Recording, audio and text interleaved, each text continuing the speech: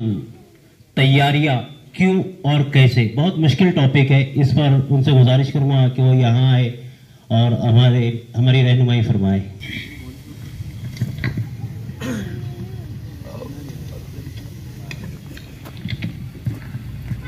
اعوذ باللہ الرجیم، بسم اللہ الرحمن الرحیم، والعصر ان الانسان لفی خسر الا الذین آمنوا وعملوا الصالحات وتواصوا بالحق وتواصوا بالصبر۔ صدق اللہ الکریم۔ بہت ہی قابل صد احترام آج کے جلسے کے صدر محترم اسحاق صاحب، اسٹیج پر تشریف فرما حاجی امین الدین صاحب، امین صاحب، خرم علی ہاشمی صاحب، خرم علی صاحب، اکرام سر، شکیل سر اور نجم سر، اور یہاں پر بیٹھے سرپرست حضرات، مائیں بہنیں، السلام علیکم ورحمۃ اللہ وبرکاتہ۔ ایک امید تو آج کے اس پروگرام میں یہ تھی کہ تقریباً 1400 بچے الحمدللہ اسکول میں زیر تعلیم ہیں، 1500 بچے ہیں۔ امید ہم نے یہ کی تھی کہ کم سے کم اس کا تیسرا حصہ 500 تو بھی لوگ یہاں پر آ جائیں گے، اس کے حساب سے انتظام کرنے کی کوشش بھی کی گئی تھی۔ لیکن افسوس، لیکن خوشی اس بات کی ہے کہ یہ جو بھی چند لوگ یہاں پر آج موجود ہیں، یہ انتہائی قابل مبارکباد ہے کہ کم سے کم ان چند نفوس کے اندر وہ احساس زندہ ہے کہ اپنی اولاد کی آنے والی نسل کا مستقبل کیسا ہو، کیا کیا جانا چاہیے، کیسے کیا جانا چاہیے، اس کو حاصل کرنے کے لیے آپ حضرات یہاں پر اسحاق سر کی ایک آواز پر آپ نے لبیک کہا ہے۔ میں پھر ایک مرتبہ قابل آپ کو مبارکباد دیتا ہوں۔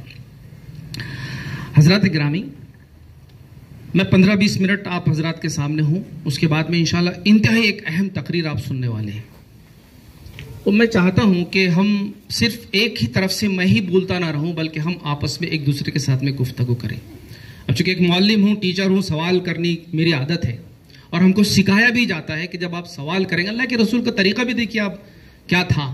اللہ کے رسول جب بھی بات کرتے تو لوگوں سے پوچھتے ہو کیا تم جانتے ہو؟ تو صحابہ کہتے تھے کہ نہیں، اللہ اور اللہ کے رسول بہتر جانتے ہیں۔ تو اللہ کے رسول اس طرح سے لوگوں کو اٹریکٹ کیا کرتے تھے۔ ہم ایک دوسرے کے ساتھ یہاں بیٹھے ہیں تو سننے سے انسان اتنی چیزیں ذہن میں نہیں رکھتا جو ایک دوسرے کے ساتھ میں انٹریکٹ ہونے کے ساتھ میں رکھتا ہے۔ میں آپ سے ایک سوال پوچھتا ہوں ایمانداری سے، کیونکہ ہم یہاں پر کچھ حاصل کرنے کے لیے بیٹھے ہیں، اور ایک دوسرے کے ساتھ آخر میں چونکہ سوال جواب کا سیشن بھی ہوگا، آپ بھی بھرپور سوالات کیجئے اپنے بچوں کی تعلیمی لیاقت کو بڑھانے کے لیے، کوالٹی ایجوکیشن کو بڑھانے کے سلسلے میں جو تقریریں ہوں گی اس کے لحاظ سے بھی آپ بہترین سوالات پوچھ سکتے ہیں۔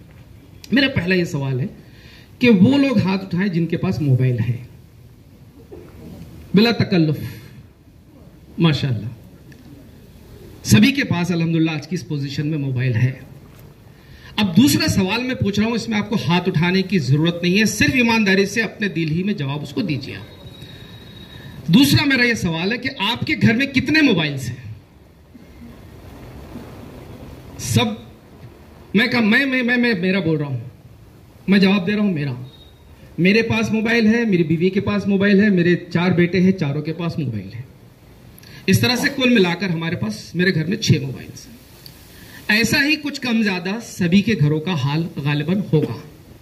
اگر میں حساب لگاؤں کہ بھئی میرا ایک موبائل، اگر تھوڑی سی ہلکی اینڈرائیڈ کا زمانہ ہے، کسی کے پاس سادہ موبائل نہیں ہوگا، شاید گنے اللہ ماشاءاللہ کچھ لوگ ہو سکتے ہیں۔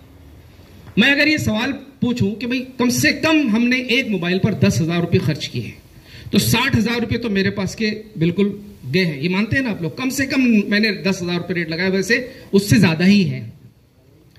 اب ہر آدمی اس کو ہر مہینے میں ریچارج کر رہا ہے کم سے کم 300 روپے کا، تو میرے گھر میں سے 1800 روپے جاتے ہیں کائے کے لیے؟ ریچارج کرنے کے لیے۔ میں اس کو سمجھتا ہوں کہ کوئی 400 روپے والا کرتا ہے، کوئی 300 روپے والا کرتا ہے، تو اس طرح سے سمجھ لیجیے کہ 2000 روپے جاتے ہیں۔ تو وہ 40,000، 60,000 روپے میرے، اور 12 مہینے کے 12 کی 12 دونی 24,000 روپے، 2,000 روپے کے حساب سے 40، 60 اور 20، 80 اور 4، 84,000 روپے کا یوں سمجھ لیجیے کہ میرے سال بھر کا یہ خرچ ہے۔ اسی طرح سے آپ میں سے بھی کسی کا کم زیادہ ہو سکتا ہے، 20 سے تو اوپر ہی ہوگا، سال بھر کا خرچ بتا رہا ہوں میں آپ کو۔ اب ذرا ایک آخری سوال، میں اس میں بھی ہاتھ اٹھانے کے لیے نہیں کہوں گا کہ ہم میں سے کتنے لوگ ہیں، میں بھی اور اسٹیج پر تشریف فرما یہ حضرات سے بھی میرا سوال ہے، اپنے دل ہی میں آپ کو اس کو جواب دینا ہے ہم اپنی اصلاح کے لیے آج یہاں بیٹھے ہیں. نہ شکایت ہے, نہ کسی سے کوئی قسم کی ہم کو کسی کے پر الزام لگانا ہے, نہ تنقید کرنا ہے. ہم ایک دوسرے کو بہتر بنانے کے لیے یہاں پر کھڑے ہیں. آج ہم جمع ہوئے ہیں. تو میرا ایک سوال یہی ہے کہ ہم میں سے آپ بتائیے 60-80 ہزار روپے کے لگ بھگ کا میں نے حساب بتایا جو موبائل پر خرچ ہوتا ہے, اور 2000 روپے پر مہینے کے حساب سے ریچارج پر خرچ ہوتا ہے. اور شاید ہی بہت اہم کام ان میں سے کوئی کرتا ہوگا سوائے فون آنے جانے کے اور ویڈیوز دیکھنے کے. اس سے بہت اہم زیادہ بہت کم لوگ ہوں گے جن کی بزنس کے پوائنٹ آف ویو سے کچھ نہ کچھ رپورٹنگ وغیرہ ہوتی ہوگی. اب میرا ایک سوال یہ ہے کہ ہم میں سے کتنے لوگ ایسے ہیں جو ہر سال 2000 سے لے کر 5000 روپے کی کتابیں اپنے بچوں کے مستقبل کی خاطر کورس کو چھوڑ کر گھر میں لے کر آتے ہیں؟ شاید 1% ہو, 2% ہو, چلو ہم 5% ایسے لوگ سمجھ لیتے ہیں. یہ حقیقت ہے اصل میں, اس کو ہم کو ماننا پڑے گا کہ ایک ایسی چیز جس کی ہم کو بہت زیادہ ضرورت نہیں, جس کے بغیر بھی زندگی گزر سکتی ہے, وہ اس پر ہم لاکھوں روپے خرچ کر رہے ہیں. اور ایک ایسی چیز جس کے ہونے سے زندگیاں سنور سکتی ہے, ہم اس کے اوپر 5000 روپے بھی خرچ کرنے کے لیے تیار نہیں ہے. یہ ایک افسوس کا مقام ہے. اقبال اشر نے ایک بڑا پیارا شعر کہا تھا کہ یہ جگنوؤں کے مانند جلنے والے لوگ, یہ جگنوؤں کے مانند یہ جگنوؤں کی قیادت میں چلنے والے لوگ, یہ جگنوؤں کی قیادت میں چلنے والے لوگ کل تھے چراغ کے مانند جلنے والے لوگ. ایک شعر ہے, صرف ایک شعر ہے, لیکن پوری کتاب لکھی جا سکتی ہے. ایک اور اسی کے شعر کو انہوں نے آگے بڑھایا تھا. تھوڑا پانی ہے برداشت کرنے کے, وہ بہت آگے کا شعر ہے. کہاں گئے وہ پانی پر چلنے والے لوگ, سمٹ کے رہ گئے ماضی کی داستانوں میں, سمٹ کے رہ گئے ماضی کی داستانوں تک. اور حدود ہے مجھے میرے بہت ہی محترم بھائیوں, یہ ایک ایسا, چلیے اندر چلتے ہیں. آؤ اس کو اکثر گنگناتے رہتے ہیں. اس نے 2 اشعار میں سمجھ لیجئے کہ ہماری پوری تاریخ, ملت اسلامیہ کی پوری تاریخ کو بند کر دیا. افسوس کے ساتھ ہم جو کہتے ہیں, جو میں بار بار آپ کسی سے بھی پوچھ لیجیے مسلمانوں کا حال آج کیا ہے, تو ظاہر بات ہے وہ یہی آئے گا کہ بالکل بلکہ میڈیا نے تو ہم کو عبد الپنچر والے کے نام سے جاننا شروع کر دیا. یہ ہماری حالت ہے. جبکہ شاعر نے جو کہا ہے کہ یہ جگنوؤں کی قیادت میں چل رہے ہیں, آج ہم جگنو چمک رہا ہے, وہ راستہ ڈھونڈ رہے ہیں, تھوڑا سا اجالا ملے گا, چلنے کی کوشش کریں گے. ہم کسی کے محتاج ہو گئے ہیں, جبکہ ایک دور ہمارا الحمدللہ ایسا تھا کہ ہم لوگوں کی قیادت کیا کرتے تھے, ہماری روشنی میں لوگ چلا کرتے تھے. وہ دور کہاں گیا؟ اور آج ہم کو یہ سمجھنا چاہیے کہ 21ویں صدی چل رہی ہے. 24ویں سال 21ویں صدی کے 24ویں سال میں ہم قدم رکھ چکے ہیں اور ختم ہونے جانا ہے. اگر ہم اپنا حساب کتاب کریں, ہم یہ طرح دیکھیں کہ ہمارا مقام کہاں ہے, تو مایوسی کے سوا ہم کو کچھ نظر نہیں آتا ہے. مایوس ہو کر ہماری نگاہیں لوٹ آتی ہے. ایسا بھی نہیں ہے کہ بہت سب کچھ مایوس ہے, لیکن اکثر و بیشتر ہم یہ دیکھتے ہیں کہ ہم ایک مایوسی کا شکار ہیں. اگر آپ دیکھیں گے کہ کل تک ہماری تاریخ جو تھی, دنیا ہماری طرف بڑی امید کی نگاہ سے دیکھا کرتی تھی. اور وہ شعر بھی آپ نے بہت مرتبہ سنا ہوگا کہ زمانہ بڑے شوق سے سن رہا تھا, زمانہ بڑے شوق سے سن رہا تھا, ہم ہی سو گئے داستان کہتے کہتے. آپ کی طرف امید کی نگاہ سے یہ زمانہ دیکھا کرتا تھا. آپ کو یاد ہے قرطبہ, بغداد, دمشق, قسطنطنیہ وغیرہ, یہ جو نام ہے نا, آج انگریز لوگوں کی کمپنیوں کے یہ نام ہے. قرطبہ کو انہوں نے کارڈوبا کر دیا ہے, کیونکہ وہ جانتے ہیں کہ قرطبہ ایک ایسا مقام تھا, بغداد ایک ایسا مقام تھا, دمشق ایسا مقام تھا, اور ہندوستان کے اندر علی گڑھ مسلم یونیورسٹی سے لے کر یہ دنیا بھر میں جو چیزیں پھیلی ہوئی ہے, یہ مسلمانوں کی دی ہوئی چیزیں. ابھی کئی ہم نے یہاں سے پوسٹرز نکالے ہیں, ابابیل اس کے اندر بیٹھ گئی تھی, ورنہ یہاں پر تمام مسلم سائنسدانوں کے اور مسلم ہیروز کے ہم نے یہاں پر فوٹوز لگائے تھے, یہ بتانے کے لیے کہ دیکھو ہمارا ماضی جو تھا بڑا روشن تھا, ہم نے بہت کچھ کیا ہے, بہت کچھ دنیا کو دیا ہے, لیکن آج کیا وجہ ہے کہ ہم خود محتاج بنے بیٹھے ہیں. تو پہلے ہم کو ایک بات سوچنا پڑے گا کہ یہ جمود آخر ہمارے اوپر کیوں طاری ہوا, جو راستہ دکھایا کرتے تھے آج وہ راستہ کیوں ڈھونڈنے لگے ہیں. ہم اور آپ بحیثیت کے ہم معلم اور آپ پیرنٹس، ہم ایک دوسرے کے ساتھ میں اسی لیے یہاں پر آج جمع ہوئے ہیں. میں ایک بات بتانا چاہتا ہوں کہ دیکھیں دنیا کی اپنی ایک سنت ہے، سنت طریقے کو کہتے ہیں، اور اللہ رب العزت کی ایک سنت ہے. دنیا کی سنت یہ ہے کہ جو اس کے کوئی کام کا نہیں ہوتا ہے وہ اس کو راستے سے بازو سے ٹھکانے میں لگا دیتا ہے. ایک روڈ پہ پتھر پڑا ہوا ہے، کچھ کام کا نہیں ہے، لوگوں کو ٹھوکریں لگ رہی ہے، کوئی آ رہا ہے کوئی جا رہا ہے، کوئی منچل ادھر ٹھوکر مارتا ہے کوئی ادھر ٹھوکر مارتا ہے. آخر کو کوئی سمجھدار انسان آتا ہے اور سوچتا ہے کہ یار یہ تکلیف پہنچانے والی چیز ہے، اس کو راستے سے لگا دینا چاہیے، اور وہ اٹھا کے اس کو راستے سے لگا دیتا ہے. یہ آج مسلمانوں کا معاملہ ہے. کچھ کام کے نہیں رہے ایسا ہم کو کہا جاتا ہے، اسی لیے ٹھوکروں میں پڑے ہوئے. اور اللہ رب العزت کی سنت یہ ہے وہ ان اللہ لا یغیر ما بقوم حتی یغیر ما بانفسہم، کہ اللہ تعالیٰ اس قوم کی حالت کبھی نہیں بدلتا جو قوم خود اپنے آپ کو بدلنا ہے. یہ اللہ کی سنت ہے. آپ کتنی دعائیں مانگیے، آپ حرکت نہیں کریں گے تو دعائیں بھی قبول نہیں. اللہ کے رسول دعائیں بھی مانگتے تھے اور پھر تدبیریں کیا کرتے تھے. آپ نے دیکھیے ایک اسکالر جس کا نام ہے سورن اسمتھ، وہ لکھتا ہے کہ اللہ کے رسول، اچھا کبھی آپ نے غور کیا کہ اللہ کے رسول کو عرب جیسی جاہل لوگوں میں ہی کیوں مبعوث کیا گیا؟ ہم یہ چیزوں پہ سوال نہیں کرتے، اپنے آپ سے سوال نہیں پوچھتے. تو یاد کی رکھیے اچھی طرح سے کہ وہ ایک ایسی قوم تھی اس زمانے کی کہ جن کے اوپر کوئی حکومت کرنا بھی پسند نہیں کرتا تھا.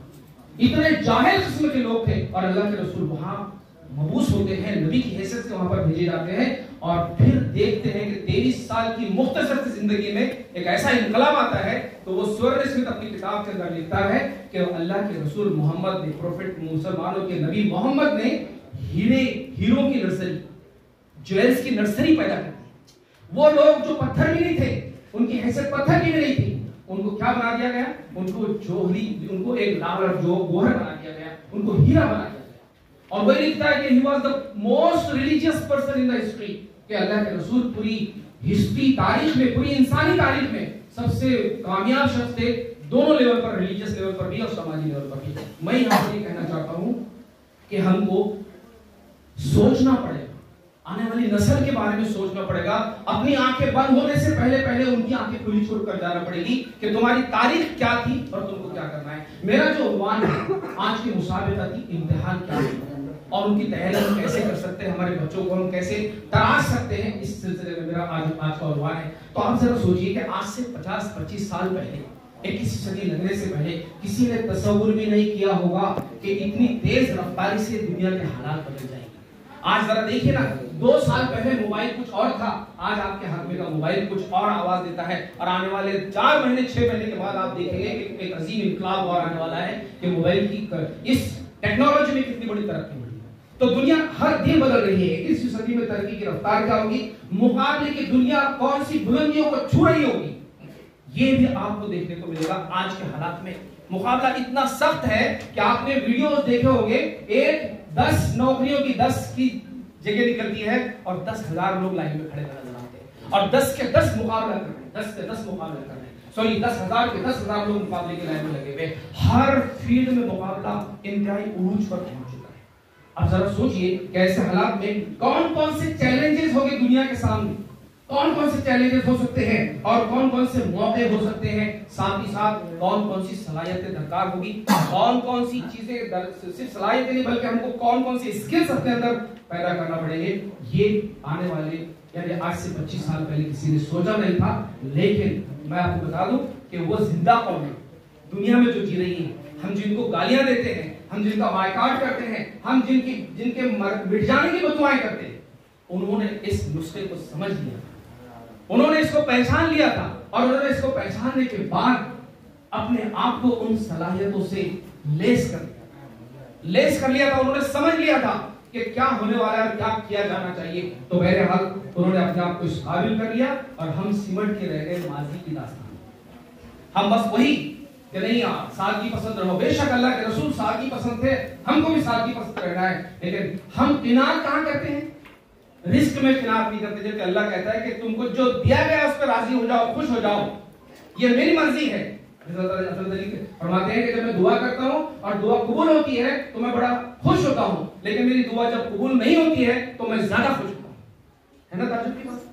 اس لیے کہ جب میں نے مانگا تو وہ میری مرضی تھی، مجھے مل گیا، میں خوش ہوتا ہوں. لیکن میں نے مانگا اور نہیں ملا، میں زیادہ خوش اس لیے ہوتا ہوں کہ اس میں رب کی مرضی۔ تو آج جو مجھ کو آپ کو مل رہا ہے اس میں خوش ہونا سیکھتے نہیں ہم، اور ہم کو جہاں کنار نہیں کرنی چاہیے تھی، ہم حفظ کرنا چاہیے تھا، وہ تھا علم، کیونکہ آپ کو کہا گیا تھا اقرأ باسم ربک الذی خلق۔ تو میں یہ کہنا چاہتا ہوں آپ لوگوں سے کہ بھائی آپ اسکول میں جب بچوں کا داخلہ کراتے ہیں تو ہر کوئی ماں پیرنٹس ایک امید کی نگاہ سے یہاں پر آتا ہے، بچے کی انگلی تھما کے ہمارے ہاتھ میں چلا جاتا ہے، یہ کہہ کے سر اب میرا مستقبل آپ کے ہاتھ میں ہے۔ ہم کو الحمدللہ، میں کم سے کم مولانا محمد علی جوہر اسکول کے اسٹاف کے بارے میں یہ یقین کے ساتھ کہتا ہوں کہ ہم کو اس بات کا احساس ہے کہ آپ اپنے بچے کو، چاہے کوئی رکشہ چلاتا ہو، کوئی لیبر ورک کرتا ہو، کوئی چھوٹے موٹے ویلڈنگ کے کام کرتا ہو، کوئی نوکری کرتا ہو، جو بھی کرتے ہو، لیکن بہرحال امید یہ ہوتی ہے آپ لوگوں کی کہ ہمارا جیسا تیسا تو گزر گیا، ہمارا اگلا آنے والی نسل خوشگوار زندگی گزارے، بہترین زندگی گزارے، ہم نے روزی مزدوری کر کے پیٹ کو کاٹ کر زندگی گزاری ہے، ان کو کم سے کم وہ دیکھنا نہ پڑے، یہ ہمارا عمل ہوتا ہے، یہ ہماری سوچ ہوتی ہے۔ اور یقین جانیے کہ آج آپ کے بچوں میں وہ صلاحیتیں، آپ میں بھی وہ صلاحیتیں موجود ہے کہ جس کا کوئی ثانی نہیں۔ اللہ نے ہر کسی کو نئی صلاحیت کے ساتھ زمین پر بھیجا ہے، یہ ہم کو سمجھ نہیں پاتے۔ ہم نے یہ سمجھ رکھا ہے کہ بلکہ ہمارے بچوں کو ہم نے یہ ذہن بنا دیا ہے، آپ کو کئی لوگ ایسے باتیں کرتے ہوئے ملیں گے، وہ یہ کہتے ہیں کہ ارے یار پڑھنے سے کہاں ہم مسلمانوں کو نوکریاں مل رہی ہے نا، میں غلط بول رہا ہوں؟ یہ ہمارے الفاظ کانوں پر آئے دن پڑھتے رہتے ہیں۔ تو ہم یہ کیوں نہیں کہتے ان سے کہ بیٹا تجھے نوکری کے لیے نہیں پڑھنا ہے، تجھے نوکری دینے کے لیے پڑھنا ہے۔ جس دن تم یہ بولنے لگ جاؤ گے نا کہ بیٹا ہم کو نوکری نہیں، رزق اللہ تعالیٰ دے گا، سلوڑ کے اندر جو زیادہ پڑھے لکھے لوگ نہیں وہ سب سے زیادہ کروڑ پتی، نہیں کیا چن لیجیے گی، نہیں کیا آپ کو معلوم اچھی طرح سے، جو زیادہ پڑھے لکھے نہیں ہے وہ کروڑ پتی ہے، جو بہت بڑے ڈگری ہولڈر ہے وہ لمیٹڈ نوکری کے اوپر زندگیاں گزار رہے ہیں۔ ہمارا مقصد نوکریاں حاصل کرنا نہیں ہے، ہمارا مقصد انسانیت کو فائدہ پہنچانا، اور جب آپ انسانیت کو فائدہ پہنچانے کے لیے اٹھیں گے تو وہ تو رب کے بندے ہیں نا، وہ تو چاہتا ہے کہ جو میری اس انسانیت کی بھلائی کے لیے اٹھے گا میں اس کے لیے کھڑا ہوں، میں اس کی پشت پر ہوں۔ اتنا بڑا ہاتھ ہماری پشت پر ہے، ہم کو سمجھنا پڑے گا۔ تو ہم کو اپنی صلاحیتوں کا اندازہ نہیں، میں سمجھتا ہوں کہ بہت سارے لوگ اس میں میکینک ہوں گے جن کے گیریجز ہوں گے۔ سلوڑ میں الحمدللہ ایک مقام بنایا ہے، سلوڑ میں الاس نگر جایا کرتے تھے لوگ، اندور جایا کرتے تھے باڈی بلڈنگ بنانے کے لیے، اب یہاں پر آ رہے ہیں۔ یہ تبدیلی نہیں تو کیا ہے؟ اب میں ایک بات بتاتا ہوں آپ کو، ہماری اپنی صلاحیتوں کا اندازہ لگا لیجئے کہ ایک میکینک کا پاس جو چھوٹا سا بچہ کام، آپ سب جانتے ہیں، آپ کیا بولتے ہیں، ذرا دیکھ لے بیٹا اس کو چھوٹے، ذرا دیکھ لے۔ کئی لوگ ایسے ملیں گے جو فائرنگ پر سے اندازہ لگاتے ہیں اس کی فالٹ کیا ہے، میں غلط بول رہا ہوں؟ فالٹ کا اندازہ لگا لیتے ہیں کائپر سے، فائرنگ پر سے، اس کا مطلب اس کو اللہ نے وہ ذہن دیا ہے۔ تو گاڑی سدھارنے والے کیوں بنے، گاڑی بنانے والے ہم کیوں نہیں بنتے؟ کئی مثالیں آپ کو ملیں گی۔ ہماری وہ ذہانت ہے، یہ ہماری طاقت ہے، اس کو ہم کو سمجھنا پڑے گا، ہمارے بچوں کے اوپر ہم کو بھروسہ کرنا پڑے گا۔ تو میں یہ کہنا چاہتا ہوں کہ دیکھیے دن سے دن کمپٹیشن کا دور خطرناک طریقے سے بڑھتا جا رہا ہے، اور آئے ہر کورس کے لیے، کئی کورسز کے لیے انٹرنس ایگزام کمپلسری ہو گیا ہے۔ میں یہ چیز آپ کو اس لیے بتا رہا ہوں کہ ہوتا یہ ہے اکثر و بیشتر کہ ہم ہمارے بچے جب 10th پاس ہو جاتے ہیں، 10ویں میں آ جاتے ہیں، جب ہوش میں آتے ہیں، 10ویں سے پہلے کیا آپ ذرا کڑا مقابلہ دیکھیں گے نا، میں بھی ایسی کالج اور اسکولز کے بارے میں جانتا ہوں کہ جن کے ایڈمیشن کے لیے 100 میں سے 100 مارکس بھی لے رہے بچے، 100 میں سے 100، اور اتنا خطرناک اور اتنا ہارڈ امتحان ہوتا ہے وہ کہ آپ اس کا اندازہ نہیں کر سکتے۔ یقین جانیے کہ 99.9 ہی نہیں بلکہ 100% مارکس بچے حاصل کر رہے ہیں، تو کتنی محنت کر رہے ہوں گے وہ؟ تو کیا انہوں نے ایک سال میں یہ محنت کرنی ہوگی؟ نہیں، 5ویں کلاس سے ان کا بچہ کنٹرول میں کر لیتے ہیں۔ کئی لوگ ایسے ملیں گے آپ کو کہ 5ویں جماعت سے اپنے بچے کی طرف نظر رکھتے ہیں کہ میرے بچے کو مجھے کیا کرنا ہے، ٹارگیٹ بنا لیتے ہیں، اور بچے کے ذہن میں وہ چیز ڈالی جاتی ہے، اس کی صحبت پر نظر رکھی جاتی ہے، اور اس کو اس طرح کی کورس کی کتابیں